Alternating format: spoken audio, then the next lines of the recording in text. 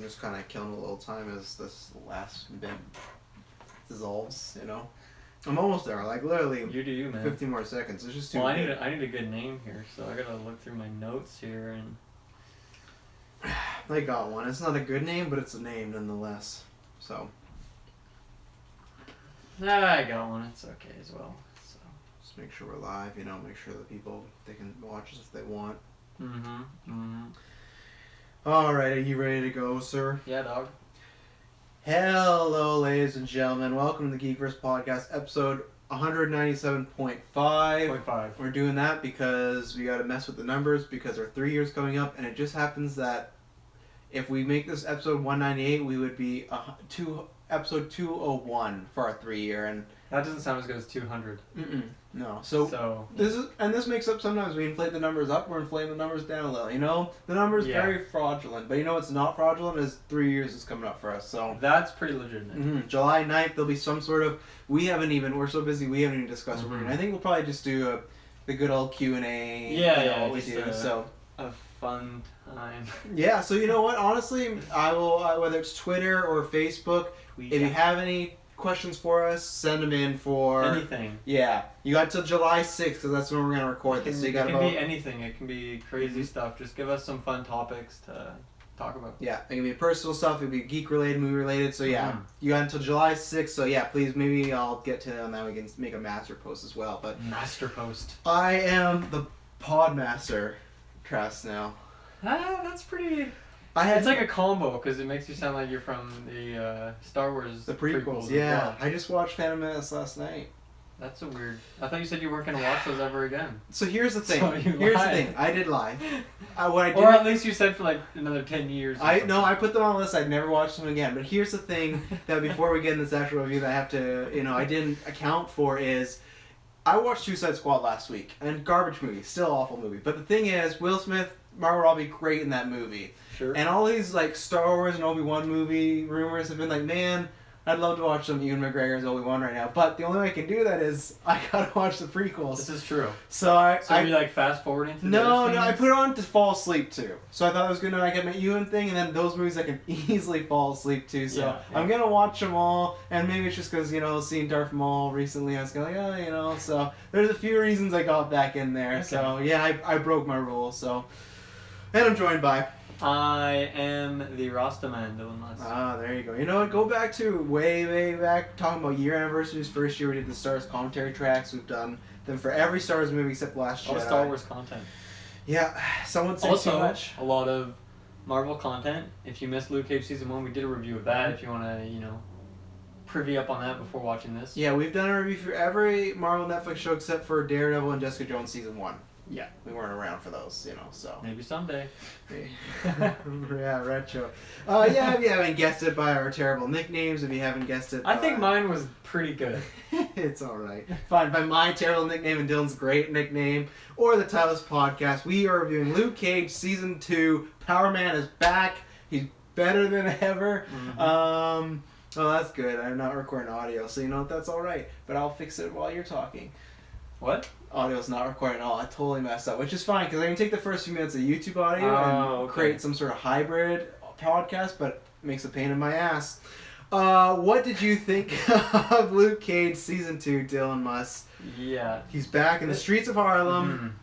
Yeah, this is an interesting one for me because I think the second half picked up the show a lot more, but the first half I wasn't really all that into it. It's the reverse this year, I find. Remember? The first half of the first season was a lot better, and then slow. Yeah, the first season had Cottonmouth, who was awesome for the first half, but then when they took him out, it kind of slowed the show down. No spoilers, sorry, I forgot to say. We'll tell you when spoilers are coming. Yeah, so yeah. I feel kind of iffy on this season because if I look at other Marvel shows recently, like Iron Fist or Defenders or Jessica Jones Season 2, I can point out a lot of flaws in those shows, a lot of things that brought down. I still enjoyed them mostly, but there's a lot of negatives. Whereas I don't have a lot of negative things to say about this season. I think in terms of acting and writing and I don't know action scenes, stuff like that. Like it's a good solid show.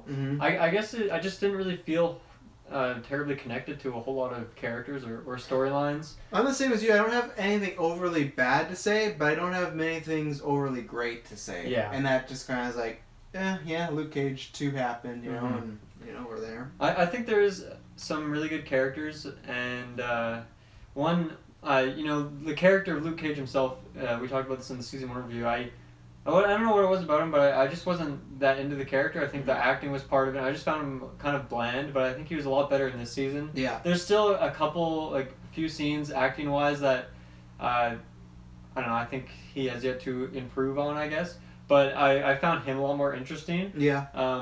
I still find they haven't figured out what they want Luke Cage to be, though. I feel like you look at Defenders, I feel like he's really jokey, and he's almost comedic relief in this, but then we get back to this where he's super serious and he's in a really dark place, and it's just, I agree, like a character, but at times for me, and it's not a big spoiler, he goes to some dark place in the show, that for me was, sometimes it didn't mesh or went too far to the right, like right away of just like he's mad and he hates everything and he's so dark and like Dexter, like Dark Passenger. Like last show I just saw him in, like he was kind of chumming around with Iron Fist pretty happy. And I know it's a team up, but still, like I feel like he's kind of between Jessica Jones, his show Defenders now season 2. He's kind of always up and down. Quite a path, yeah, and I don't know if it's like a full on like this is the arc. I feel like it's just kind of like what we gonna do with Luke this time around, you know. My last non-spoiler thing to say is that I love the soundtrack. In the first season, I feel like it was kind of top heavy. Like the first episode had a lot of music. It had like performances and then just stuff playing in the background. Yeah. But then it kind of tapered off, and there was still good music, but it wasn't all that common. Whereas I don't know, maybe I would have to watch that again and really compare. But I felt like there was a lot. Like every episode had like a performance and a lot of like background music going on and different types of music. Obviously we have like a lot of Jamaican characters in this, and then that's where the kind of Rasta music comes from, and I really like that as well. I think there was a lot in season 1 until Cottonmouth bit the dust. I think then obviously because there's no club. They weren't at the club so much. I enjoyed it enough, and I think the last like 3 episodes actually are quite like they're on a quite higher quality than the rest of the show. Yeah, no, I would agree. It's the same thing. I think it's well written as far as dialogue with these characters. They say some really smart, snappy stuff and some really well thought out stuff. Story, I think, is kind of all right. I sometimes still go, I don't know if this was 10 episodes, could it be a bit better? Because there's a few times where, like not big spoilers, but just a few times where it seems like they have to put something in way for the villain for him not to accomplish his goal, when really it's just, you know, it's put there, he's like, this will happen, and then it's a minus point, he'll like walk away, and then it doesn't happen. It's just one of these where they did that last year Luke Cage too, where every time it feels like the villain could win, they don't really have a way to write themselves out of it, so they just kind of make it that, oh, you know, the villain's gonna walk away, and like Austin Powers, when, you know, he puts Austin Powers, Daredevil puts, Dr. Evil always put Austin Powers in a room, and they make that joke, and that happens a few times with multiple characters. So I think they stretch quite a bit. The supporting cast is great. Shades is phenomenal. This is Shades' season. He's so good. Him and Mariah. Where's this spin-off show? Is he gonna be like the next Punisher? Oh yeah. Him and Mariah have such good chemistry. They to me were the highlight of this show. When at first I thought the very first few episodes it was maybe gonna be too much. They were making it. I thought it could go really cheesy, and luckily it took a different route, but it was a little over the top, but they did that on purpose. Dylan said that stuff about Luke Cage. I kind of agree. For me, his character is good. I think the acting's good. I just feel they sometimes go a little bit all over with him as far as what they want him to be, as far as does they want him to be the cool hero or like the dark hero. And I would much rather...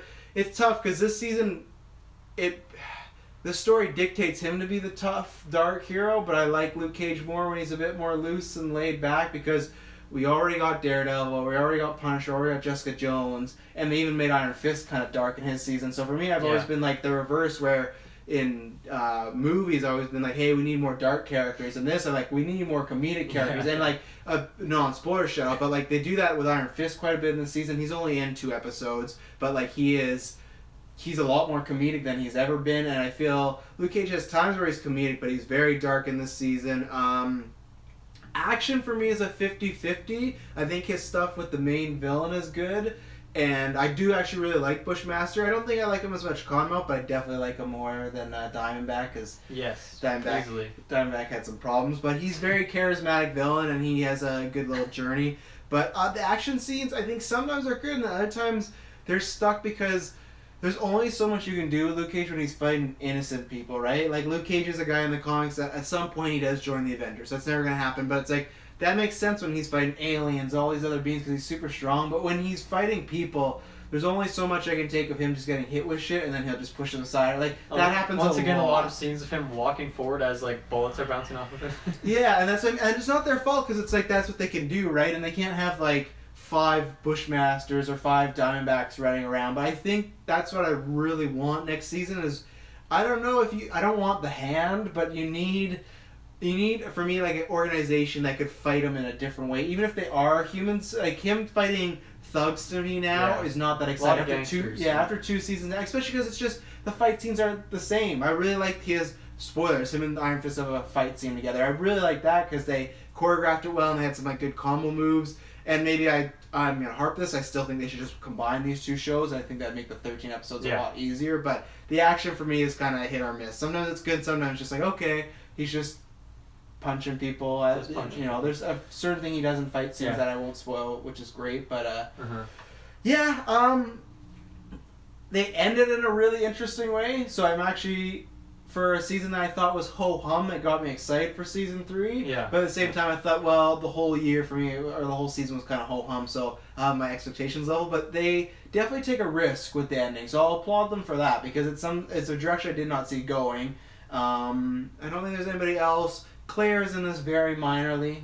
Yeah. Like, I know it's a minute of a spoiler. It's not even a big spoiler, but it's like pretty disappointing of what they do with her. I just sometimes feel that maybe Rosario Dawson costs a lot more than all these other actors, so they always, because always in the show she's always in. She's always she is such a good actress, so it sucks that they're not doing more with her character. I don't really have anything non-spoiler. I agree with you. I think the score is good. There's a few scores at times I feel it's a little soap opera-y, but and maybe we talked about this. I'm not sure if you're gonna bring it up. I feel Misty actually takes a step down this season. I think she was really good in season 1. She kind of feels like she's kind of floundering in this season, and I feel like a lot of characters are. I feel like even Luke at times is, you know. I think she has some good moments, but really, like, I think it's not even her fault necessarily. It's just like the other characters and things that are happening in the scenes that she's in. It's just like not all that interesting. There's some really lame drama that goes on with her character. There is some awful cop drama in the show, and that's a big pet peeve of Marvel Netflix shows. Every fucking show needs to have some detective, and it's fine because Misty's a big character, but again, it's just because we have that with Matt, we have that with Punisher. I think maybe the only one, does Iron Fist have a main detective? I don't think so. There's probably someone looking on the Meachams. Probably. And then Jessica, like, they're always dealing with the cops, which I get in Europe, but it's just like, the cops are always the same in these shows, that they're just so lame. Like, unless you're main cop, all the other cops in the cop shop, or like the guy, there's always some fucking dirty cop. Like, they're always the same, or the detective, or like, how come every cop or police chief never understands their, like, Misty's mission with Luke Cage until, like, the very end of the show? And they're like, yeah, we should have been with you all along. This happens in every Netflix Marvel show. You know? There's a lot of weird logic that goes on in these shows sometimes. Anything else non-spoiler? No, let's get into it, I think.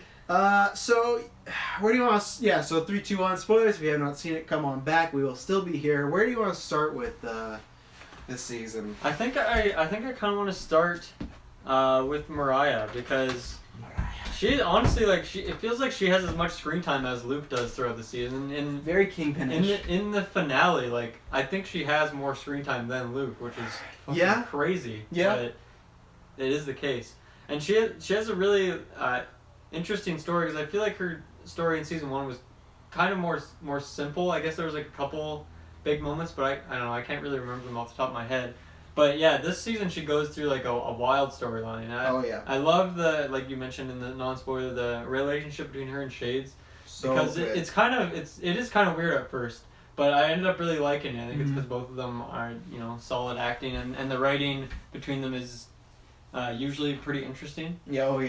Yeah, they got some strange dialogue. Yeah. They could be fighting, ready to kill each other in one moment, the next moment, all the sexual tensions going on, and you buy it too. In lots of shows, they try to do that, where you get that classic, like, couple who's like in like these type of action movies or stuff like that, where they're punching each other, but then it's all sexual. Like maybe some as recently like Baby Driver with John Hamm and that actress. Like that's a trope that's used quite often, but they do it quite well, and they have really good chemistry together. Well, there's layers to it, right? Because they are off doing their own things as well. So it's not like they're always connected. Mm-hmm. And yeah, her story, it kind of progresses, and a lot of things happen that don't really go her way. And she gets to a point where she's like doing some really crazy shit and killing a whole lot of people and gets pretty brutal. And then they also throw her daughter in this season as well. Yeah. She comes out of fucking nowhere. Which I thought was going to be a hampering, but...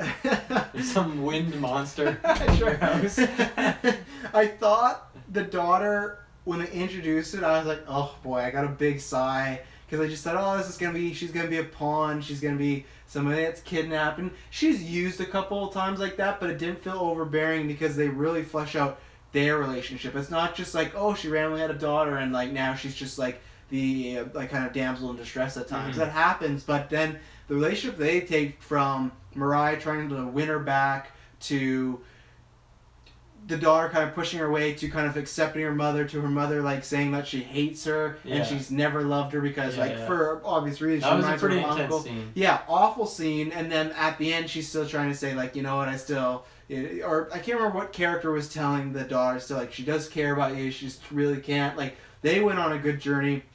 And Mariah from last season we ended she's going to be a gangster. It's very similar if everyone's ever seen Boardwalk Empire what they do with Nucky. So I really like the story of you kind of get to see in these movies like Cottonmouth and Fisk to a lesser extent, but lots of these times they just start off they're bad or they have a plan already, right? Where with last year she was kind of a politician, she's just Cottonmouth's sister on the side, then she kind of gets wrapped into things, right? Where it felt like last season it felt like she was in the crime but didn't really want to be, right? Or it was kind of a necessity that she kind of had to, but it wasn't her choice. Where this was her full-on choosing it, and then you get to see how it slowly starts to corrupt her, or even Shades, who was pushing for her to make these big moves and become a real gangster. Like, he's literally telling her, like, you gotta become a gangster. She takes it and goes too far. Like, that restaurant scene is brutal, despite the very awful fire CGI. I hated that they did that. They should have just cut away. Why didn't they just cut away? There's a few times with fire CGI in the show. Fire CGI in shows, unless you're Game of Thrones, no one can ever pull it off. So stop doing it, only in movies. But she just...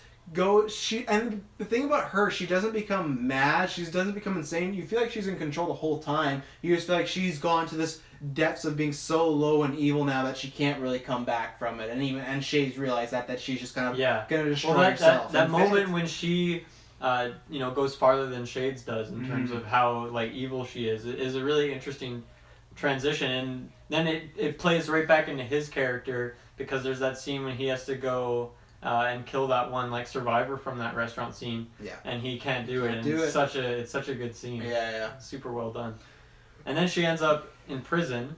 Which is I don't know. It's all right. It feels like very unrealistic because there's just always people coming in to hang out and talk with her. Even the scene where she got ambushed felt very unrealistic. Of like, there were these cops, and then they killed the cops, and then she killed that girl. That felt very heightened. But I still thought they were, and maybe they were doing that on purpose to set up that she was going to kind of run around in jail doing some stuff, maybe like Fisk-wise. I love the way they killed her off. It was really smart of them, and how they did. I guess my worry is it is a good ending for that character. I just wonder. You have to assume that she's gone. You have to assume that Shades would take a lesser role next year because he's going to prison. Like, I guess there's a chance he gets out, but let's just say, for my argument's sake, he's in prison. Maybe he's just cameos here and there. With them both gone, I very, very much worry for next year, because if you take them out, the rest of the stuff is good to alright, but to me, they really made the show enjoyable. So with them both being gone, that connection, I could find myself really being bored with season 3. Yeah, I think, like, I did like her story, and it was like well done for the most part, but I'm glad her story is done now. Yeah. Like, there was a couple moments in that last couple episodes where it, like, they made it think she was gonna die, but then she like survives, and I was like, okay, this is cool, but like I kind of would like to see her like end in this season and move on to something else. And it's too bad because Shades had, from what I remember, a lot smaller role in the first season. Yeah, he was just like a hitman kind of. Yeah. So, and obviously, with him going to prison, he's gonna take a smaller role. So obviously, they're gonna have to take the show in a really different direction, because Shades probably had the third most screen time, even behind Mariah. So him or Misty, maybe at the tie between those two, right? Cause, yeah, I guess so. Misty was yeah. just kind of boring, so But I forget about it. Yeah. Well, that's the thing where I think because the ending, which we can talk about in a second, I think they are taking it in a different direction. But I think with Mariah, I was like, okay, I'm gonna miss her next year because she's such a good character. But I understood it's very much like the Killmonger thing. Like, okay, their story kind of needs to end here because it just kind of makes sense. Like, if you go any longer, you could tarnish it. So I was like, okay, miss the character, but it makes sense. With Shades, I didn't like that. Okay, they do this big setup that he's out, blah, blah, blah. He even helps Luke Cage, like, kind of ascend to where he's going. Yeah. And then they're just like, well, you're going to jail anyways. And I didn't like... At first of all, I was like, okay, it makes sense, because I didn't understand how he was not going to jail in the first place when he admitted to all this stuff, and he was just walking the streets. I was it's that classic, you give us all the info, and then we can, like, keep you out there. That's not how it works. You usually do, like, still a sentence, and then, like, you'll, like, some time off or something like that. Yeah, I mean, he's openly killed a lot of people. So. Well, yeah, it's different. He knew about this info, but, like, he literally, like, I killed this person, but I was like, okay, whatever, it's a guy with power man, I can accept and look past it. But then when they still arrested him, like I said, maybe there's a chance he still gets out of prison, but I thought that was a mistake, because even if he takes a lesser role next year, I thought Shades was a good character to have around, because he's a fun, like... Well, it's hard as well, because this season, I think it's a pro and a con, is they kill off a lot of people. A lot of characters that they take... oftentimes it's just 1 or 2 episodes that they take to kind of introduce this character and build him up a little bit. And as far as I remember, a lot of characters that weren't from the first season, but people who kind of propped up as being, you know, part of the squad. Like Piranha. For example. He's a big comic book villain. He's dead. Oh, that's cool. I was like, when they said, the wizard. Yeah, when they said it, I was like, oh, Piranha. I'll show you a picture of him. They could never done the show. He literally turns like a human piranha. Nice. So, but no, he's just dead. But yeah, what I was gonna say is, I mean, with Shades being locked up, like really, obviously Mariah's the big one, but all those other side characters are gone now too. So anyone he would have a story with, like, they would pretty much just have to build it up from nowhere. So I mean, I think maybe this is even a better path, him being in prison, because maybe he'll meet some other like cool characters who are in there. Maybe he'll meet, like, I don't know, is Kingpin in jail right now? I can't remember. We'll find out in a year in Daredevil. He is right now. I think Daredevil's going to start with him probably again now. Maybe Shades meets so good. Meets Kingpin. I'm fine with that. I'm fine with him being in the show and being in prison. My worry is just him going to prison means he's not on the show anymore, or it's like one episode where they got to go talk to Shades about something and that's it. Because the thing was with Mariah, I felt that I guess they are similar, but I think Mariah's story had to end there because there wasn't anything more you could do with her. I think Shades could have been great as almost like a anti-villain sort of way, because at the end he's still trying to make it like his whole thing is, okay, there's rules about being a criminal and a mobster, right? And these rules are being broken, so I want to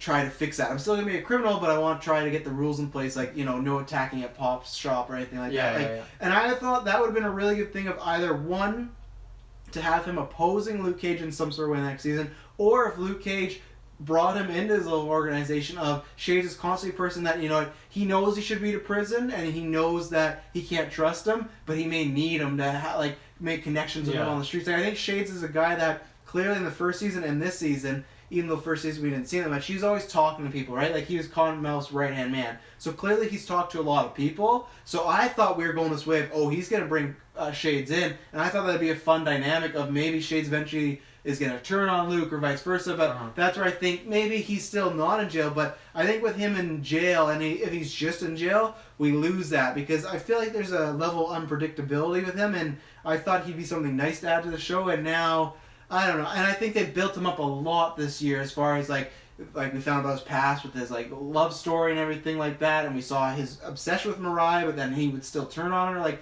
I feel like they added so many levels to that character, and I feel like we could still go with that. And if he's just in prison, then I feel like we built him up for not much. But yeah, I mean, it's too bad, but I don't know. Maybe this is a chance for them to really switch up the show and, you know, do something like Heroes for Hire, like you've mentioned before. And really, I don't think they're gonna, though, with the way they end this season, though. I don't know. I kind of feel like maybe it is because they've killed off / put, you know, this guy in prison, but like they've killed off a lot of people, and a couple of characters have left. Obviously they can come back, Claire, and I can never remember the guy with the little goatee, the guy that Pops, like that guy just pieced out as well. And then his dad, what happened to his dad? He left as well. He left as well, but he won't be coming back. I saw that in the post credits that actor has passed away as well. So I don't know, it's a lot of I don't know, will we see more of Tilda? Like, is she gonna come back, do you think? I think so, because and very similar to the way that, remember last year Misty walked in the club and she was all like kind of scoping out. Same thing, she like walked in the club and Mariah gives her that big speech about, you know, you're a Dillard and like you've been through this and we can overcome this. So I think she's gonna be maybe a criminal, but that doesn't necessarily fit where she's going. But at the same time, she did cold blood kill her mom, so you know. Yeah. I see that thing. I think Heroes for Hire could happen eventually, but I think now it will never happen because of what they said with the Disney streaming service that these are the only shows that are gonna be on Netflix. I think Netflix is not gonna want to combine two shows now. Unless Luke Cage and Iron Fist start to dip ratings wise, if they still do alright, I think because they only have those 5 to play with, they'll want to keep them together. Because before, when I thought, oh, you can bring in Moon Knight, you can bring in all these new shows and change themselves up. Now it's like, hey, you only got these 4 and Punisher. That's it. That's why I think we might never get that. Unless they do like another type of Defender season. But they've even said they're not planning Defenders 2. So I think that they're... And maybe even from a budgetary standpoint, it's not going to happen. And even story-wise, I think the way they end the season, Luke Cage is going to be a criminal for a little while. He's going to be a good criminal. But I think he's going to do some shady stuff next year. And they're really going to press on the, like the, you know, oh, what did she say about the... What about the club you just watched about corrupting him or something like that? Or there's a good, she has a good line. Are you talking about Misty? No, Mariah says something about like the club's gonna corrupt him, something like that. Like something like he thinks he's gonna take out the corruption, but really the club's gonna corrupt him and everything like that. I feel like that's what you're gonna see, and I feel that I imagine Misty's gonna have a much bigger role next year because I think she's gonna be the person that is kind of on the edge of, hey, do you bring Luke in? Do you not? Like, he's trying to do good, but maybe he's doing some shady stuff. So right. I think we get full on, like, not Cottonmouth or Kingpin, but I think Luke Cage is gonna be. I think he's gonna be a criminal next year. I think he's gonna try his very. I think he's gonna be like a Breaking Bad kind of Walter White deal, where he's doing illegal stuff, but he's not mean to hurt people. But maybe he has to kill a person every once in a while, you know. So that'd be an interesting take on the story. Well, I just think that's the way. Like, how do you see that going with it ending with him in the club? Because to me, that's exactly what I got. I was like, oh, that he's going the criminal route. I mean, I haven't really had any time to process that, but that's true. I really don't have any predictions, and I don't have any basis of where this character even goes. I don't know where the show goes. And stuff, yeah. Well, this is completely. He's never once been like a fucking criminal. This is a man that joined the Avengers at one point. So like it's definitely a different take for him. And like I think the right path is to do more crossovers and stuff because I think they've done a really good job of establishing like Harlem as, you know, another district in terms of these like Marvel shows, and I don't know, I think they've done that really well. And with Cage like having, I don't know, control of the club, it's cool. You can still have that element of like showing the people of Harlem and having the music, but then you don't really need to have like a story there. Like that can just be like where he goes back to, you know. True, that that's could be true. Like a chill place, and he can go off and do other shit and go hang out with Danny for a bit. Or the reason I got the vibe is because he had that kind of lackey guy with him, right? That was helping him out. Yeah. Now. And when Claire showed up, he said, "Tell Claire to go home." And they did. Who? They walked somebody out. I can't. I'll have it in my notes. Maybe I'll wait for that. I'll come back to that. I have my notes. I'll get back to it. But that's why when he was telling Claire to go home, I got that sense of he's gonna be kind of a shady sort of guy. He's not gonna want to be, but you know. And maybe somebody has to come in to take him out as far as Iron Fist. Or even like that, but even that I can't remember if it was in the last episode or episode 12, but he goes and talks to that one lady who I can't remember what her name is, but she's like just kind of sitting at the table, and then, you know, there's like a couple guards there, and he like breaks the guy's fingers one by one. Right. Because they did set her up. That deal he made with that girl was also, it kind of fits in with that like shady thing where maybe he should just like take her out and stuff. Obviously she had like threatened him and stuff, but really he just like tried to make a deal with her, and is knowingly probably gonna let her do some shady questionable stuff. Yeah, some questionable stuff.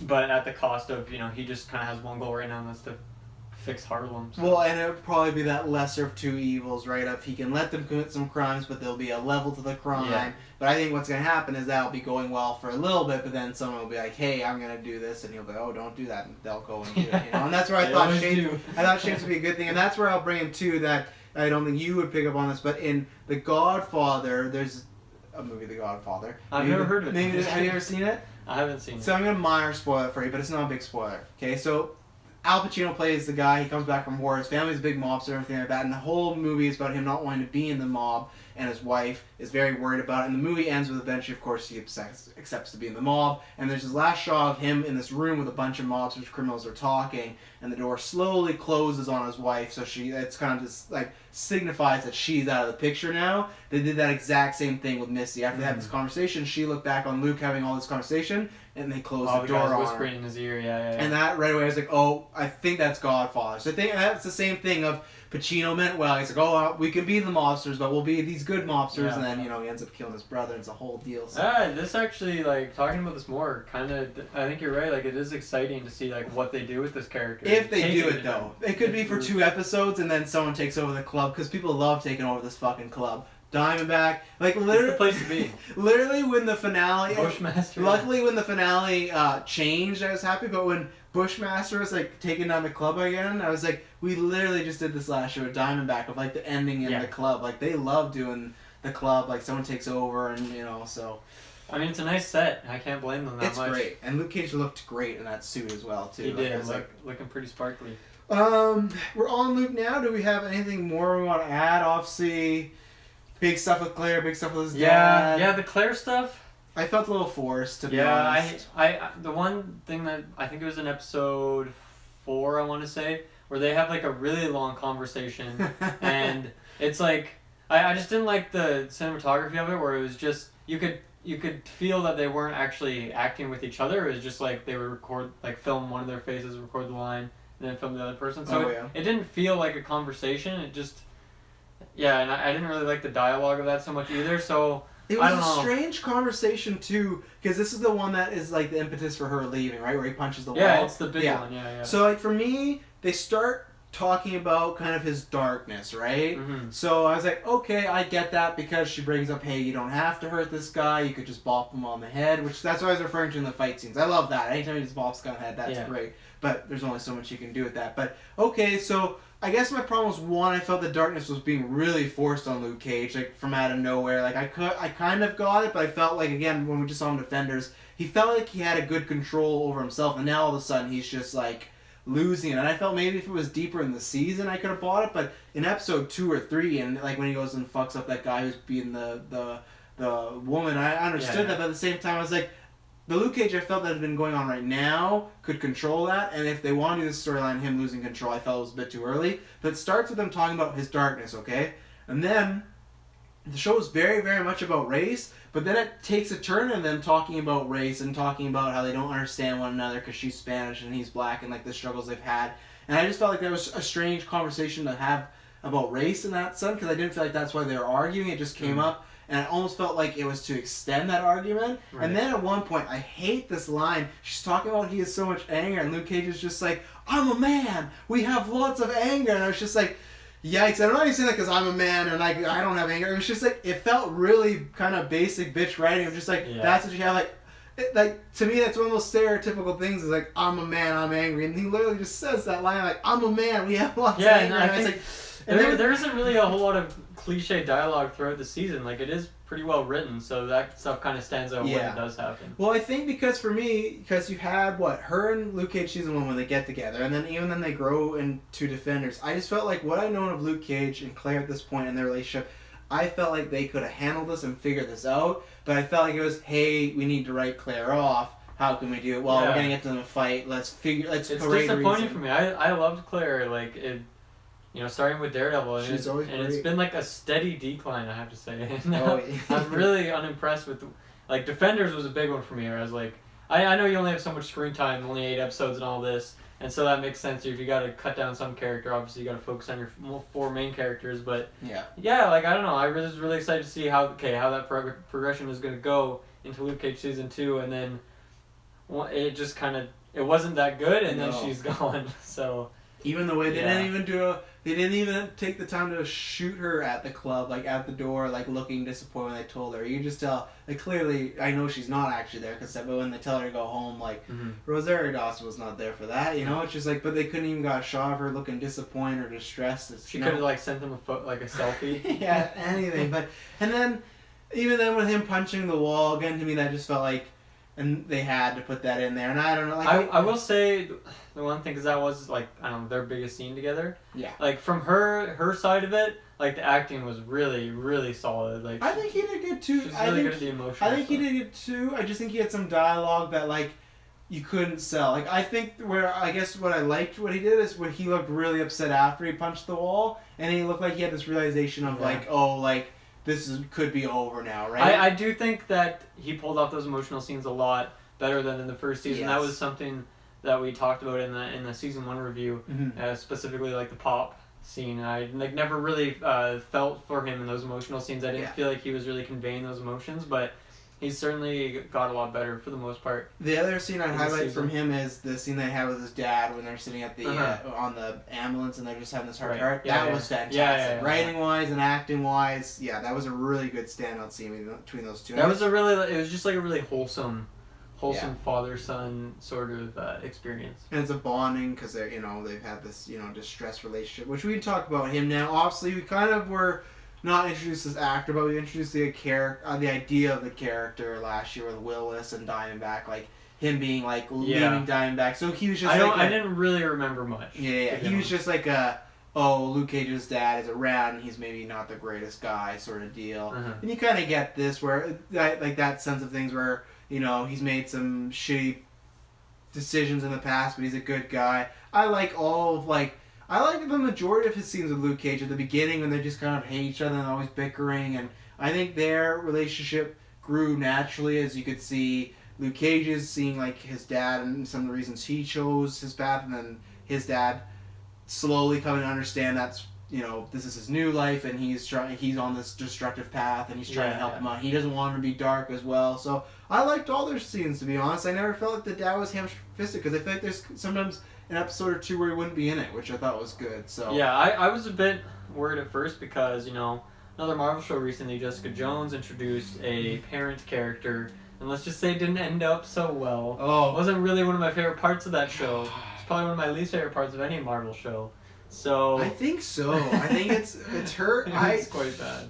Like I even think I dislike her maybe as much as Joy and Iron Fist. Like they're pretty. Yeah, on you par. hated Joy. Yeah, but she might be worse because that character. Well, I didn't hate Joy, so I can definitely think that Jessica Jones. Anyway, check out our Jessica Jones season 2. Anyway, I like that they used this father-son relationship to also.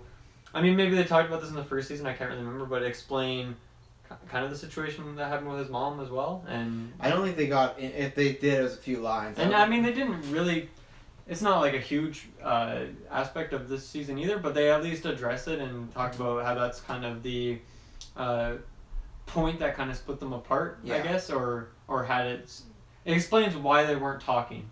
It explains why they don't have any interaction in season 1. It explains it, but I also thought that was another lazy writing thing of just him being like, she has cancer because you're in jail, and I was just like, I hate when characters make like, there's enough evidence in the world, like it's just such a blanket statement. Like I was up for it until we got that flashback of the scene when he's like, your mom was sick because you're in here, and I was like, this guy's smart enough. Like why is he saying this shit? I don't know. Like, I mean come on. I mean he's not a man of science. He's a man of religion, so I could see how that could fall under his belief system. Fair enough. I'll give you it. I mean it's not my it's not my favorite reason, but I don't know. I think it does fit the character, and I didn't really find it that cheesy when like that stuff was going on. I just found that I didn't find that exactly cheesy. That to me was just an eye rolling line of just fair. I just feel like I know he's a man of faith, but I just feel like the son going to prison doesn't. She has cancer, I just like it felt like it was like a little. I would just. I mean, it's also a coping mechanism, really. True. To have like a substantial reason to blame it on. Unfortunately, it's the one that isolates him from his last family member, really. Yeah, to me, they just could have easily taken the route of like, hey, your mom's sick and you're such a fuck up because we really need you and you're in here and you're selfish. Like, they could have much easier went with this route, but then to me, they got a little like hyperbolic with it of just, That's fair. So that was my one critique with their relationship, I guess. So. Talk about some Bushmaster? Yeah, started off slow. Wasn't sure how it was gonna go. I ended up liking him. I like that he's still out there and about, so he can kind of pop in and out. And I loved.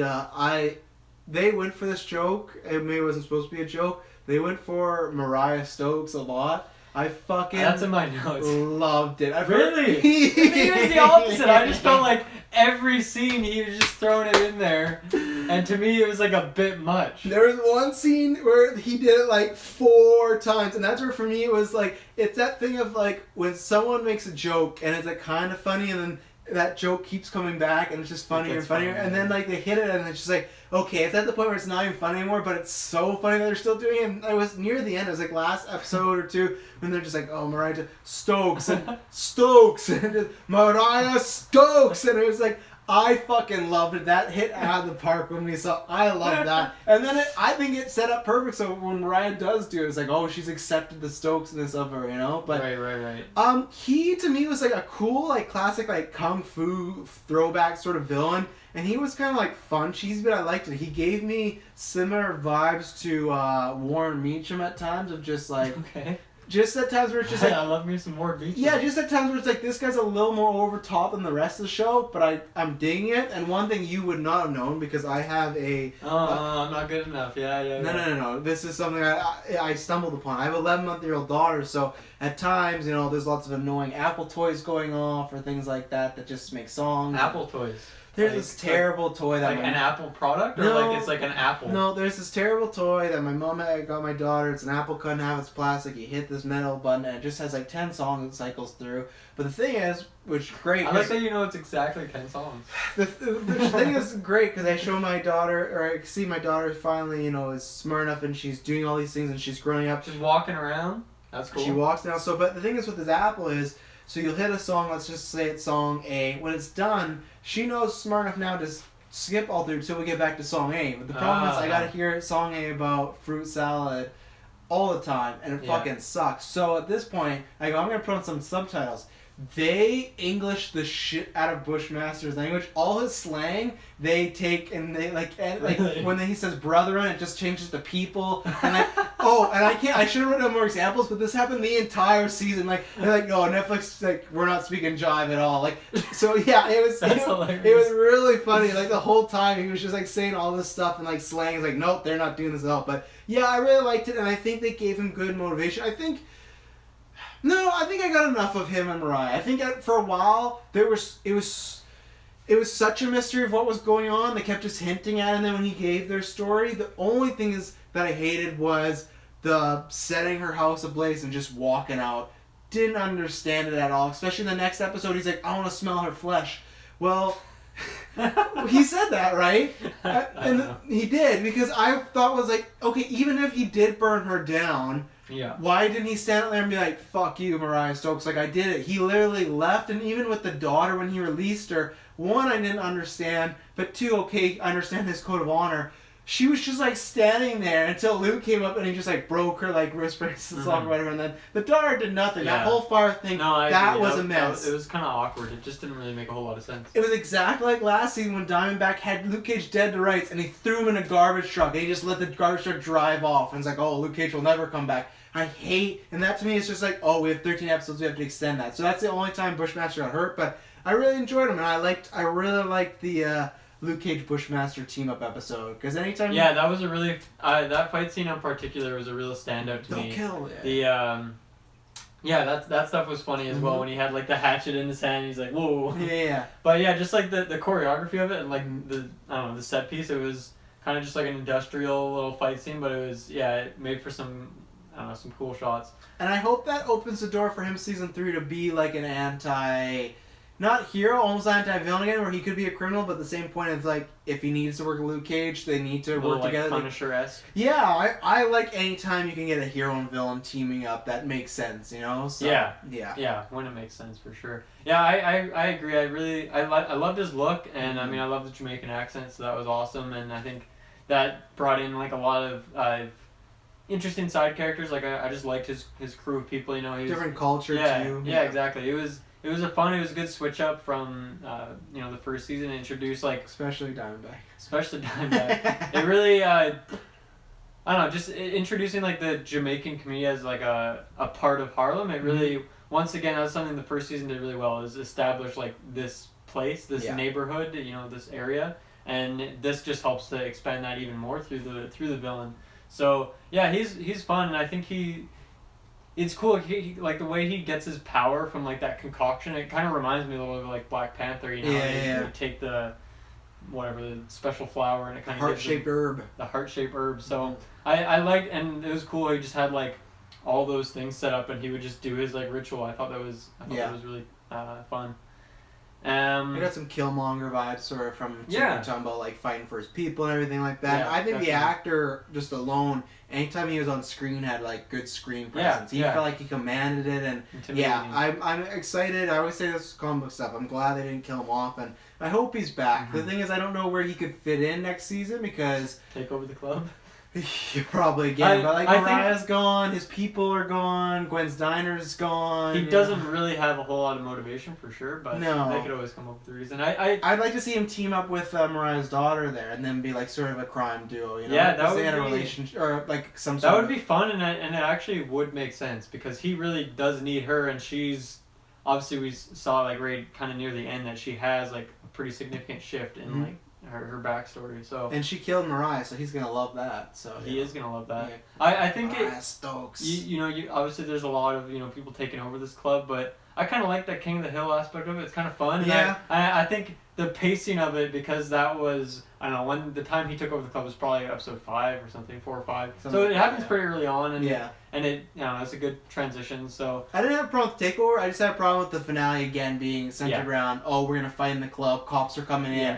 Everybody can just easily get out of this club who are civilians. Like there's never any problem. They just like evade that place so quick, and it's just an empty club with a set piece. But hey, they're on a budget. Use that club as much as you can, and guarantee you next year it's gonna happen again with Luke Cage. It'll be the start of the season. Starting he's a fun villain. I'm glad that he's around. Yeah, I hope he's around. Because Diamondback was alive. I'm happy that he still like exists in this world, and he could come back. I was worried Diamondback was going to come back because they, especially with the dad being around, they talked about Willis a lot. I really thought that was going to happen. And now, I don't know if they'd ever bring him back because the reception wasn't the greatest of the character. But now, if that dad character's not around, I don't think they ever will. Because I could have saw that being a reason to bring them back because. Okay, you got Luke, you got the dad, and then the brother. But now, with him unfortunately being passed away, I think Diamondback's probably gone. So I hope Bushmaster doesn't have the same fate. I want him to come back. I want him to come back in a good way. I don't want to be like Jessica Jones, where they brought a character back who was a villain and they kill him off episode 1 of the new season. Sorry, minor spoiler for a 6-month-old show. But if Bushmaster comes back, I want him to be significant or used in a significant way. It doesn't have to be he has to be in the whole season, but just don't bring him back and kill him off or do something. I want to be around. So, but I don't know what his reasons around to be, because it was to take out Mariah, right? And she's kind of gone. So, and he just kind of, we don't know where he went, right? He just pieced out. He just pimped off. So pimped off. Yeah. Pimped off. Misty. Yeah, let's talk about Misty. The elephant in the room. It's just because it's so boring. I disliked pretty much everything that happened with her. I like her as an actress. She's still good. The only stuff I liked was her stuff with Colleen. Colleen's also good. So. Yeah, I wanted more of that. That was because wasn't that only like one scene? Because they had that boxing match sort of thing. And the bar scene, helping her train, which I really liked. Okay, yeah. And then I think they had one other scene where they just said bye and hey, Danny could help you out, and she's like, I don't need your charity, but she accepts the charity later on. And same way, Luke. This is all mine. Before we get back to Misty, I feel like because it's 13 episodes, they had to really stress that Luke Cage wanted to be a man of his own, but really just ask Danny to give you $100K. Danny's a fucking billionaire, and he's I'm gonna be my own guy, and I'm not gonna do this. But it's okay, 13 episodes is what we have to do. Yeah, he's got the money. I guess.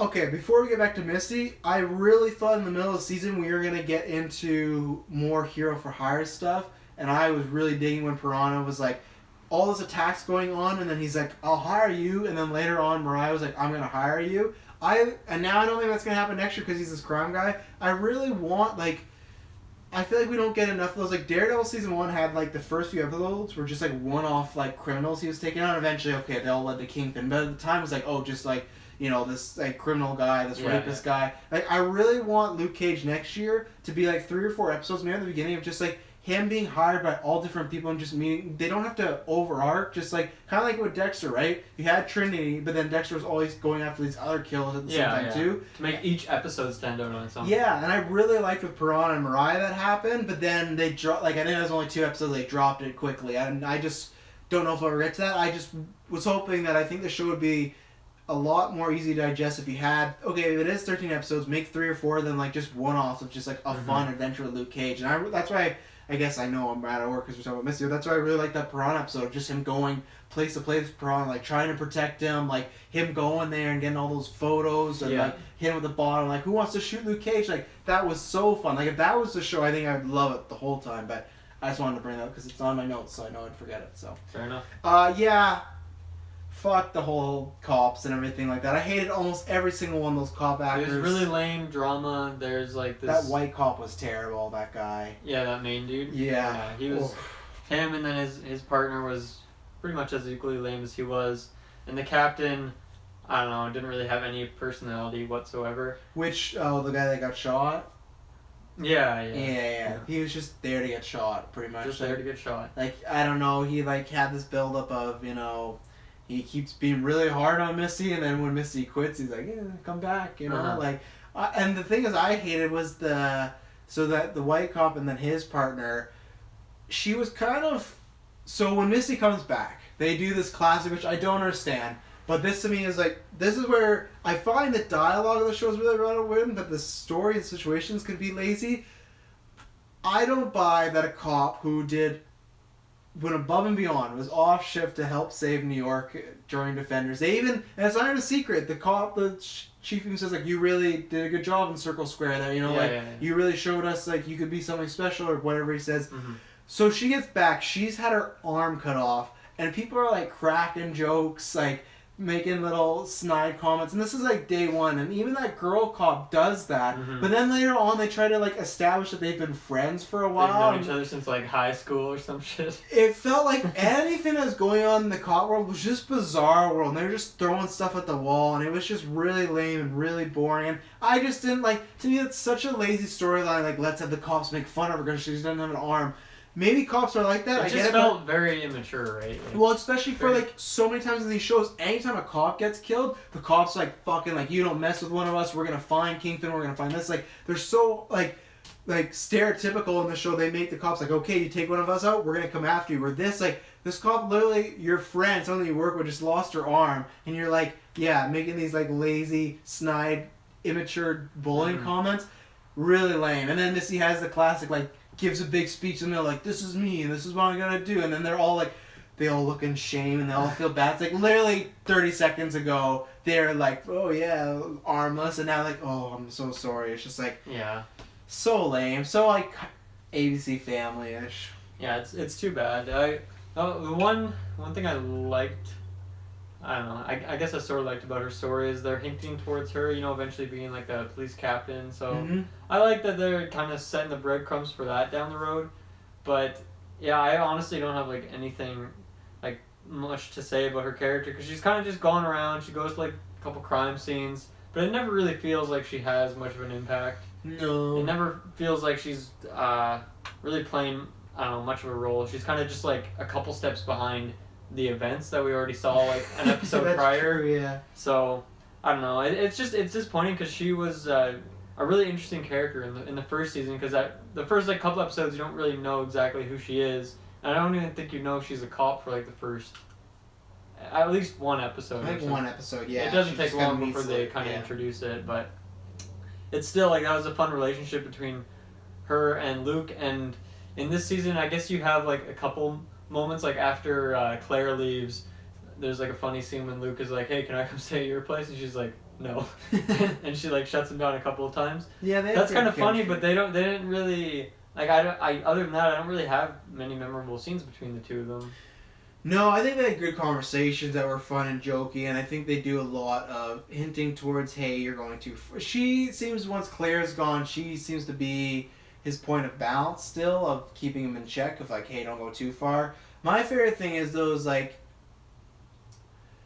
So he attacks that guy, right? That is beating up his wife, and everybody else in the cop shop is like, "Hey, he's going too far." Blah blah blah. She defends him, but then at one point, when Bushmaster beats up Luke Cage, all the cops are laughing about it, and she's like, "What are you laughing about? That's a civilian beating. Like a civilian's been attacked." And it's like, it can't work both ways. Like you got like either everything Luke Cage does you got to throw aside, or you got to be like strict the law with him the whole time. When she said that, like that's a civilian beating going on there, it's like, what did he just do that guy like an episode ago? Like he should be going like, and the same thing is like kind of shades when I thought he was walking. Same as Luke Cage. There's a few times where he shouldn't be around anymore. When they're just like, yeah, we might have to bring him in. It's like, no, you should be bringing him in. Like there's that's the reason why Matt wears a mask, because the stuff he does is kind of shady. But you can't bring him to prison, and that's the problem with them doing this dark storyline, that he has to go to those edges, and the problem is for me sometimes when he goes to those edges, there's no repercussions for him doing that, you know. Yeah, that's fair. And that's, I don't know, like I guess I think that happens in Jones too. So that's I think another Netflix cliche, that thing that like Jones does so much shit, and it's like, no, she's not even spending like a couple hours in prison. They just let her walk like all the time, breaking, entering, this and that. So I just vigilante, the classic vigilante they're always talking about. Yeah. I'm trying to think of anything else for Misty. Her arm looks pretty badass. Yeah, it was her robo arm. Yeah, the bionic arm, and yeah, that was good. They said with Danny Rand. I guess she doesn't really have any like memorable fight scenes. No, not really. They didn't really give her. They should have gave her a couple. With that arm. Definitely, she's a badass. She was. You want to talk about Iron Fist? Yeah. Yeah. Yeah, I mean, the main thing I have to say is that I wanted more of it. Like, it was a lot of fun. I like their dialogue between each other. Obviously, you mentioned the fight scene that they have, which is really good. Fun and classic. Ends with the a fusion power up. Yeah. What does Luke Cage say? What is like his? I think he says like, if you hit me. I think he said I'm ready for it or something like that. He said. I Sweet can't remember. Christmas. Wasn't. Although Danny does have the sweet Christmas shirt, which I like. Yeah. Luke. No, I don't know. It was some little like jokey thing, and he's like, "What are you talking about?" And then that's like the code word for the Sonic Slam. Or okay. I will say, side point, Luke Cage merch in this season is sick. I looked up, they're not selling. I really want that Run DMC shirt that says Luke Cage. Yeah. Some of their merch is better than the merch they just sell at Hot Topic by themselves. Like the Luke Cage show stuff. No, I selling those shirts. I really liked that aspect of the show, and just to go on a quick tangent, like as well earlier on in the season, how like the public, a lot of people in Harlem are kind of like against him, or they're glad that he's getting beat up, and I don't know, I like that dynamic that he's kind of he's kind of the kingpin, and even though he's mostly a good guy, still like people like the rivalry aspect of someone trying to take him out. Except for the kids. All the kids love him, which was great. I like that he was this like local hero, but even the guy that's selling all stuff like compares him to Mike Tyson. Like, everyone wants to see the king fall, and that's where that was good. Yeah, I like that we don't have that in other shows of. And that's the thing where I almost wish they lean back on that more. I'd like to see it if he gone to dispute some kids and some bullies, I want the kind of Fat Albert, him around the neighborhood. I don't think we get enough of that. I don't think that is a good point. I mean, I think with Bushmaster they did some of that stuff. Yeah. But it goes away quick. But yeah, there was a lot of scenes in the first season that were just kind of establishing the people and the culture of that area, and there was.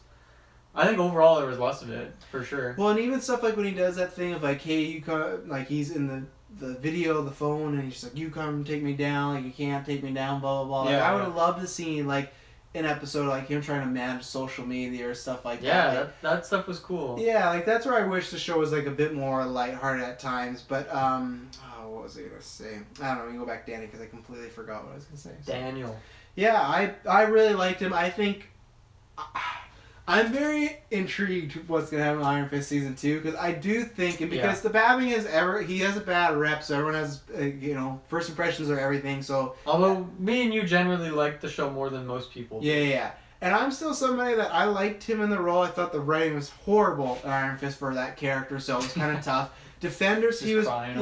Defenders, he was better. And in this, he was even better than Defenders, and I feel like he's just slowly becoming, and that's why I hope... Claire goes down, Daddy goes down. Yeah, I hope people give, season 2 a real shot, not just go and be like expecting to hate it, because there's just times. Well, I think a lot of people were salty about the whitewashing thing, and so maybe.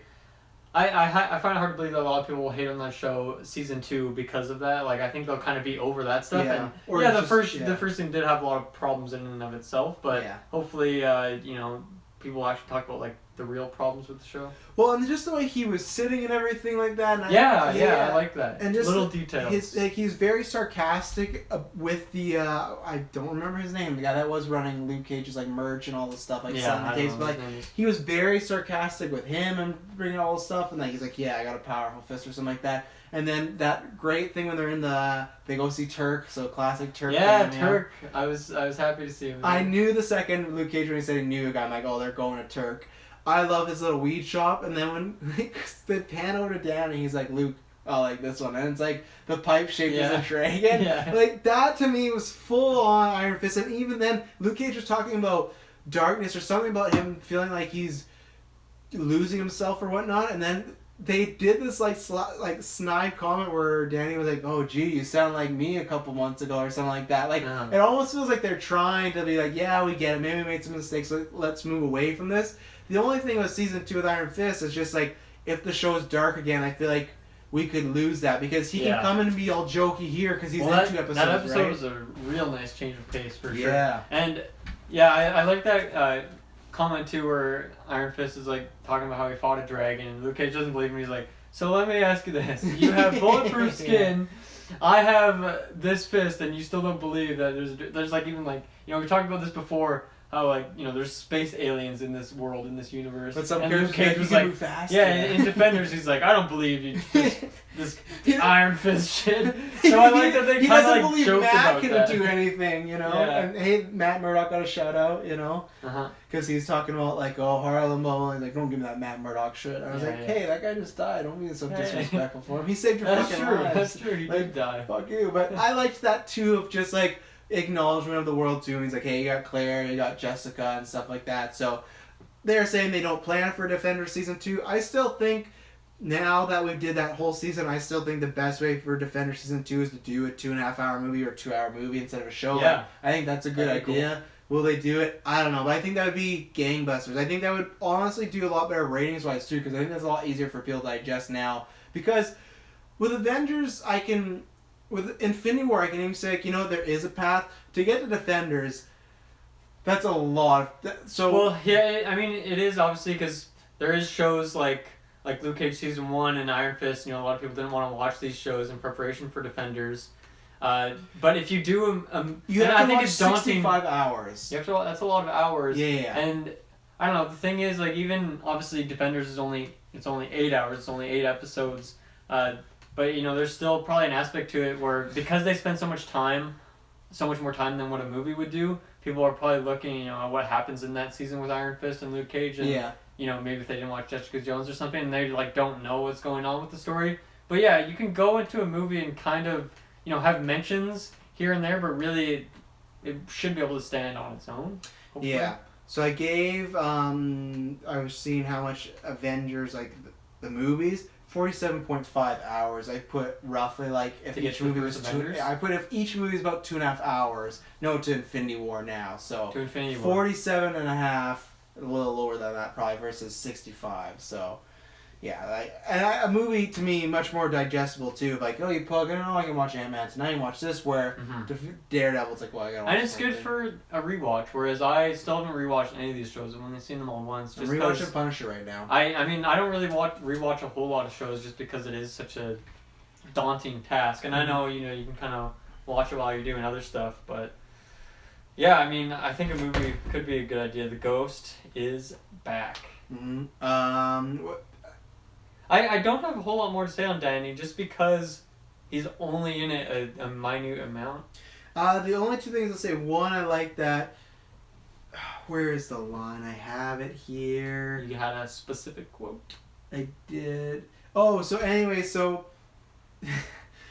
they're talking about Claire, and then this is with Luke and Danny in the little restaurant scene, which I loved, and he's just like, why did Claire send you? And Danny's like, you know why. And then like there's a pause. He's like, I don't know why. Claire just told me to tell you know why, and you would know why, but I don't know why. And that to me was like full on, like that's Iron Fist Danny Rand. So maybe I'm just shit of luck. Maybe the Luke Cage writers just can write him better, and Iron Fist season 2 he'll be back to the way he is. This is possible. So the only I'd say development. Well, I mean, even doesn't every episode have like different writers or something? I guess I could say showrunner then. Showrunner. Like whoever is kind of like the head of this has a better idea of Feige. what's the Feige who's I don't know. Anyway. Show to Feige. Cut the check, Feige. Bless Feige. That's funny. The only development we got from Iron Fist is that he accepts that he has to use his money. Because he talks about when Luke Cage meets him, he's like, I don't even use my money anymore. Like, I'm not even, like... I just said... yeah. The classic... the classic trap as a podcaster when you said exactly what you need to, but you feel the need to keep talking because you said it so efficiently, and then you spend another minute talking about how you made this mistake. Good times. So anyways, he's like, I don't even use that money anymore. And then Luke Cage says power, like money is power. And then when they go into that building or whatever, they all look at them and they're like, oh, he's looking at you because you're Luke Cage. Like, no, because you're Danny Rand, and like Rand Corporation's the money. And then when Rand uses his money and he goes, oh yeah, maybe money is power. I know I'm giving this a quick breakdown that I kind of already gave, but like that was the only development. So I was happy about that because I was really disappointed when he was, when he was like, I don't use my money, I'm not even doing that. I was like, I don't want Iron Fist season 2 to be like, oh, he's not accepting the money, like he's this bum again, like give him the Bruce Wayne Batman thing. Like all these characters are all like lower. Like Matt's like firm is always struggling. Like Jessica Jones always trying to get money. Luke Cage. I have mentioned this at one point to myself. I don't know what Luke and Claire are doing as far as jobs. Claire's not a nurse anymore, and Luke's not getting paid for these jobs. So they're just living in this like apartment. Don't know what's going on. But so in those shows, it's always been money struggle. So I hope with Iron Fist, it's not. I don't want that. Like make him the billionaire. Make him like go to places, clubs like James Bond style where he can get in because, oh, you're Danny Rand, come right in. You know, and they don't do that because then it's like, oh, we only have so much budget, we can't afford to do this as the ones creating the show. If only we could use Danny's money. That's true. That's true. Well, just season 2 makes him like bankrupt storyline where he loses a bit of his money but not enough, to make him like in Colleen's like dojo or whatnot. But and also, I don't like that Danny Rand is walking around so much with all his masks because I felt like in Defenders they made it seem like the world does not know Danny Rand is a crime fighter, right? Where in this, okay, I still imagine the world doesn't know, but I don't know. He's risking it. He is, and maybe Defenders the world does know. Maybe we'll find that out in Iron Fist season 2. But if they don't, I feel like Defenders kind of end with, remember Matt was like, watch my block and everything like that. I felt like that was the impetus, like, okay, he's got to get the costume now because he should be wanting to protect his identity, and I don't know, he just has the hood, so. Just has the hood. We'll see. Anything else to add? Yeah, I guess we kind of briefly talked about the Mariah's daughter character, and I liked, I don't know, probably half of her stuff. I don't know, I think some of it was kind of boring, but one thing I really liked is the piano that she keeps coming back to. It's the Fender Rhodes, which is like my dream piano. Like when I have that Danny money someday, that's like that's the first thing I'm gonna get because they don't make them anymore, so you got to get them used, and it's not an easy process to get them, but it has such a beautiful sound, such an amazing keyboard, electric piano. So that's the first thing you're gonna get, not a house. Fuck a house. When I have my Fender Rhodes, I'm good to go. Okay. So I like to see that. Yeah. It's a nice instrument. Let me check my notes here. I probably got a couple other random stuff. Mm-hmm. At one point when Luke Cage goes to interrogate one guy, he's working out and he just takes the weights and he bends them around him. The guy got stuck. That's the stuff I like they do with the classic. Yeah. Turns into Bender. Yep. Claire, when she's talking to Luke Cage's dad, she literally has flashbacks to a scene we just saw in the same episode, so I hate when shows do that. It happens from time to time. Mm-hmm. I like that, Foggy pops up for... Yep. Once again, it's pretty much the same in season 1. He was there for one scene to get him out of prison. It's pretty much the exact same thing, but it's just, like you mentioned, like obviously there's a lot of characters from other shows that prop up in this show, and it's nice to see that kind of extended universe, if you will, between these TV shows. Turk is the big one, and Turk and Claire are the ones that pop up a lot. Calm down there. I'd say Claire is the big one, and they say Turk is a minor one. Well, because he pops up. I think 50% of this audience that watch this show does not even remember that it's Turk most of the time. Like, I think it's just us. Yeah, but still, he was in Daredevil. He's been in them all. He's been in every single one. He's been in every single season? Every single one of every single show. See? He's the only guy that can say that. Well, Claire, yeah. Has she also been in every single one? Was she in Punisher? Yeah.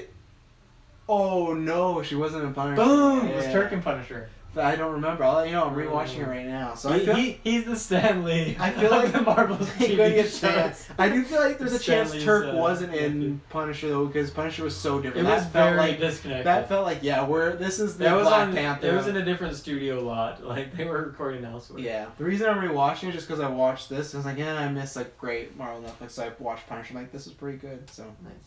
Yeah. Pretty good. Yeah. I'm only on episode 2, so it hasn't kicked into high gear yet. So. Mm-hmm. I really like Maria and Bushmaster's first scene together when it's just a classic. They both know what they've done to each other, or like the history of Stokes and everything like that. And Shades, it's just, there's a scene they set up before where Shades is like, hey, Bushmaster, blah, blah, and she's like, when I was talking, like, your face turned, like, you look like you know Bushmaster. And she goes, no, I didn't, blah, blah. At first I thought Bushmaster was going to be the dad of the daughter for a little bit. Oh, really? Until he met her and nothing happened. I was like, okay. Yeah. But I thought that could have been the reason, because at that head cop too at one point, she's like, she doesn't even know who her daddy was. So I'm like, maybe that's why he's back in town, right, to get his daughter. Mm-hmm. That wasn't the case. But I really like the scene of it's the first time he's in the club and they're just talking. He wants to have a meeting with her, and they're doing a classic, like very much like a good scene in BVS, like Batman and Superman, where they both know each other's shit, but they're not saying it outright. They're just hinting around it, and it was really well done and really well written. So nice. I think my last little point to bring up is something we've already kind of talked about, but that scene where Mariah takes out that like restaurant with all the people. Oof. Obviously, the big one for me was when she took out that like assistant girl that she kind of hired like early on. Yeah. And that character, I mean, she wasn't really developed. She was kind of a basic character, but she at least like she was in like quite a few episodes introduced early on, and like I think that was really just a really big moment. Obviously, she also goes on to kill a bunch of other people in that scene. But that was like a really big turning point for the character, and I think it was well done that the character she killed, although she wasn't necessarily developed, they still had like a really good progression to make that turn have even more impact, and it was like that was pretty intense when I saw that, because it really showed just like character change, like that was the moment when it all switched, I feel. Yeah, no, I agree. And I felt that was very brutal, too, because that happens, and then she, like, kills her girlfriend. Very brutal. And I was like, wow. And then they just lights the guy on fire, and then she shoots him, too. Like, just... Didn't understand that. Just crazy. We should also mention Shades, when he kills, like, his friend. That, great scene. I saw it coming a mile away. Darius. But that was also a really good scene for him, and it's interesting, that character, because later he couldn't kill that, like, innocent woman. The one who survived the restaurant attack, but he was able to kill. Obviously, I think when that scene is going on, there like is a classic flashback to when he does kill his friend. But that was, just a really well done scene. I think it's because Shades, like the acting and the writing behind it was just so on par. Theo Rossi, great actor. I don't think you've ever watched Sons of Anarchy, but he is. That's all I've seen him in, and he's a big character. He's fantastic. It makes me excited that like. Or I don't know, the idea, like, if I see him get cast in, like, some other big movie coming up in the future, I'd definitely be, he'd definitely be on my radar to see what else he can do. I want him to be the Joker. He has a great face for it. He has a good nose. Yeah. He's very intimidating. He can, like, switch very quickly. So it was literally just this season where I was like, you should be the Joker. So, not the other Joker. Hunka. At one point, Mariah's, I don't know, I think this is her assistant, comes into her and she's talking about somebody wants to see Mariah. She just said, hey, she wants to sit in. And then Mariah goes, that bitch can sit and wait like everyone else. Just good old Mariah sass. That was Good old that was Mariah fun. sass. When Mariah was trying to like turn the community around, and she's like has this big fundraiser, and she's opening up this thing, and when she's just heads, like, yeah. "Come on in, New Harlem," and the door opens, there's just these heads. I burst out laughing. Yeah. Like it was played for community value too, and like eventually it gets dark because they play this music, but like just and they keep showing it over on the news, and she's like, "Come on in, New Harlem," and just these heads like. Yikes. Classic Yeah, I Bushmaster. think that's about it. I love Mariah. I think everything. Yeah, I think that is all I got for Luke Cage season 2. So, Okay. So, final thoughts? Yeah. I honestly, I think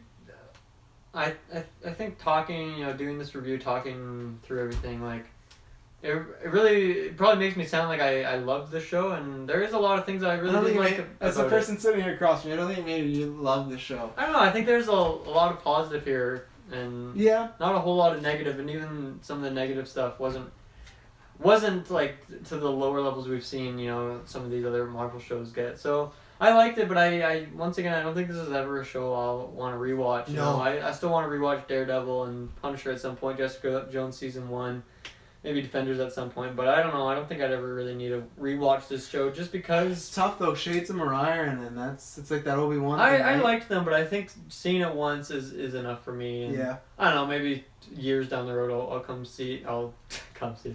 I'll watch it again. But I think as for ranking, I'm not gonna give it a number, but I think ranking wise, still my ranking is the top 3 would probably be Daredevil season 1, 2. And Punisher, and then right below that would be Jessica Jones, and then in between that and then the rest of the shows would be probably this season. I don't know, I get Defenders is always a weird one for me because there's a lot of good things about that season, but there's also You should rewatch. there is a lot of disappointment in there. I'd probably put Defenders right above Luke Cage season 2, and then that would leave Luke Cage season 1, Iron Fist, and Jessica Jones season 2 kind of at the bottom of the barrel there. Yeah. So. Yeah, it's right in the middle of the pack. It's right in Defenders, where it's right in the middle. Yeah. And an improvement from season 1. Yeah. Oh, I'll go the reverse. And that's where I guess a word that I've not used in this review yet. When you're talking about, you might sound like we love it or whatnot. I found the show at times slow and kind of boring at times, and that's where for me I like one. It's really tough. I like one better, and I was gonna say I like it a lot better. But the problem is, it's tough because. I feel those first 6 episodes in Luke Cage season 1 are better than anything that's in this season. But then... Yeah, that's a good point, actually. But then that is true. That back half of season 2 or season 1 of Luke Cage is so just like kind of minor or just kind of blah with Diamondback that it's like... It's tough. It's almost like as an overall season 2 I enjoyed more, but with season 1 there's stronger episodes in it, and especially with the stuff with Cottonmouth was really good. Yeah. Cottonmouth Mariah. Which I'll show. I was a little disappointed we did not get a Cottonmouth cameo when she was all those people were popping up in her family. I thought for sure Cottonmouth was going to be in the club, but that's because Mahershala Ali's won an Oscar now, and he ain't come back for just a cameo now. He's big pimping off. What did he win an Oscar for? Moonlight. Oh, nice. Great movie. Good for him. Yeah. Go check out the review. It's on GeekVerse. Yeah. What was I gonna say? Yeah, so for me, I definitely like season 1 better just because those were stronger. Where there's, I think the finale, I think you said the final 3, I'll maybe go final 2 were some really good episodes, but on that there's no standout episodes for me. There's not even too many, there's moments, but there's not even big set pieces like, man, that like, the Daredevil hallway scene or the Daredevil and Punisher on the rooftop scene. There's nothing really, there's a few scenes, but there's not moments that I'm really taking away. Like I said, there's good moments, but not even a moment where it's like, wow, that's one of the best like moments I've seen this year as far as TV or film or something like that. Jessica Jones didn't have that either. Or even Defenders for me, it's like, it was a little iffy here and there. I still really liked it, and there's moments where it's like, oh, when I saw them together for the first time, I had that like, oh, this was great. Yeah. Side character's good. Luke Cage is good. I feel the character kind of goes here and there at times. As far as what they're doing with them, I'm very interested to see what they do with season 3, and then after that, I kind of hope they do put them together. I'm not sure if they can, but I hope they do. I'm gonna give this a 6.5 because I gave Jessica Jones season 2 a 6, so this is definitely better than that.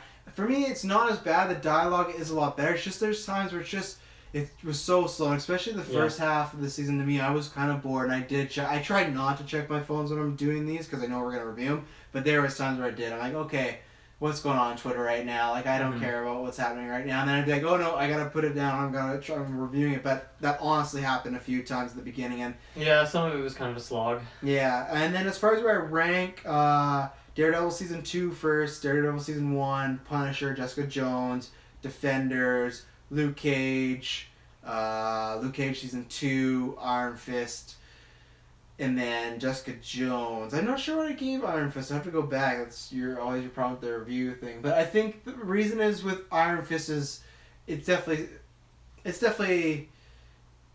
when I think about going back and rewatching it. I haven't done it yet. I've rewatched That's them the all. thing is that Iron Fist, Jessica Jones season 2, and Luke Cage season 1 all have like a lot of big problems for me. Yeah. And that's where it's hard for me to even though there's points of the show that are kind of a slog, it's hard for me to put that in the same tier as those. Yeah. But so yeah, anyway, that's Luke Cage. Another Marvel Netflix show in the books. Yeah, what's next? I think it's Iron Fist. Season 2. Is that this year? Let me check. Let's do some live checking. Yeah, I think it is. It's either that or Daredevil season 2. I know. Season 2? Yeah. They're remaking Daredevil season 2. Shit. Really, I'm really excited for that. It's been a long time since I've had some good Daredevil action. Yeah, expected release in 2018. So it's going Iron Fist, and then I think it goes Daredevil, and then it goes Punisher. So. Nice. And then, are we missing anybody? No, I guess we're in this rotation now. If there's no big crossover happening, then it'll be, Jones, But Jones. I think Iron Fist could go either way. I would predict it'll be better than the first season. And then I think that if we get Daredevil and Punisher back to back, that's gonna be a nice refresher. Those two shows, I think. Prediction: how much do you think Luke Cage will be in Iron Fist? 0. You don't think at all? No. Really? Yeah. Wow. Not even one episode like Danny was in this season. I'll take the bold claim. I'm going to say 0 because of two things. One, I think they brought Iron Fist to still try to, they're still trying to rehab that character a bit and make him cool. It's like, we'll put him in That's fair. Iron or Luke Cage. That's a cool really show. Cool. Yeah. And then 2, I think with Luke Cage, if it is going the route that I predict of him being the crime boss, he may not be able to be on these shenanigans with Danny. He might be like, hey, That's I'm fair. up here, So, yeah, I'm going to make the bold 0. What do you think? You think you're going to get at least 1 or something? I think 1. 1? Okay. I think 1. Okay. And I don't even know if he'll be, I don't know. I guess Danny wasn't even that big of a role in the episode he was in. But I'd still say he has that type of role where he, fights and There's still, the Iron Fist episode. Yeah. I think Luke Cage would be maybe he comes in, says hello, that's it. Yeah. He says, "Sweet Christmas." Sweet Christmas. Sweet Chris. Well, ladies and gentlemen, that was Luke Cage Season 2 review. We hope you enjoyed that very much. Let us know what you thought about it. Let us know your rankings. Like Dylan said, go back and check out all our other reviews that we've done for them. This Friday, there's going to be a newscast without you or myself. So yeah, that'll be the first. That's the first time ever. GeekVerse first, so it'll be a new experience for me and you to listen to that as well. That'll be fun. Yeah, I'm very excited to listen to that. And then next week will be Ant-Man, and then it'll be some accumulation of people there, and then Monday will be the Monday, July 9th is our 3-year anniversary, so that'll be just kind of a fun episode. It's pretty much if you like the game or like that. We're not going to be talking news. We might talk some geek-related stuff, but nothing current. And then it's like we said, throw some questions down, get some discussion topics, and we'll go through them. Yeah, and then I don't think there'll be a newscast that week because I think everyone's kind of busy that week of the 14th, so that'll kind of act as the weekly GV. It's on a Monday, so kind of weird, but a little early. Kind of happens. So yeah, and then we'll get into some newscasts and stuff like that. So. Stuff like this. Well, I don't know. There's not a big movie coming out after Ant-Man, so. Yeah, we'll be chilling. Be chilling back to some newscast action. Mm-hmm. Should be fun. So, ladies and gentlemen, thank you very much for tuning in. Go find all our links down below. You know where to find us. SoundCloud, Stitcher, iTunes, YouTube, the whole shebang. Thank you for tuning in. We will be back next week, and I promise you it will not be boring. Superman. Why Superman? I don't know, that came to my mind.